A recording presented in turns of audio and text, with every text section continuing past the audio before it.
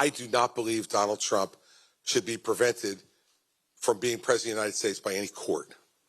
I think he should be prevented from being president of the United States by the voters. We don't need to have judges making these decisions. We need voters to make these decisions. There was no trial on any of this. They basically just said, what, you can't be on the ballot? I mean, how does that work? What's the limiting principle for that? This is a hollowed out husk of what the country was built on. The basic principle that we, the people, select our leadership. Ultimately, I have an enormous belief in voters having the right to decide, but it has to be within a constitutional democracy. And if we have a 14th Amendment that says you can't pick someone who's aided an insurrection, that's part of the Constitution, and that's going to be for the United States Supreme Court to decide. I was here on January 6th.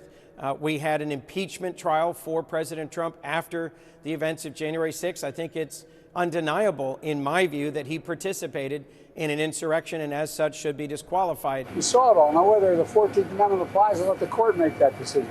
But he certainly supported an insurrection. The whole country saw what happened on January 6th. The Colorado Supreme Court used all the available evidence when making its ruling. We think this is an absurd ruling, and we're going to do whatever we can to protect the rights of voters in Colorado and, frankly, across the nation to choose Donald Trump if they so choose. I'm critical of the opinion out of the Colorado Supreme Court. I don't think that's following the Constitution. I think that's stretching the bounds of the 14th Amendment unconstitutionally. Could we just say that Biden can't be on the ballot because he let in 8 million illegals into the country and violated the Constitution? I pledge to withdraw from the Colorado GOP primary ballot unless and until Trump's name is restored.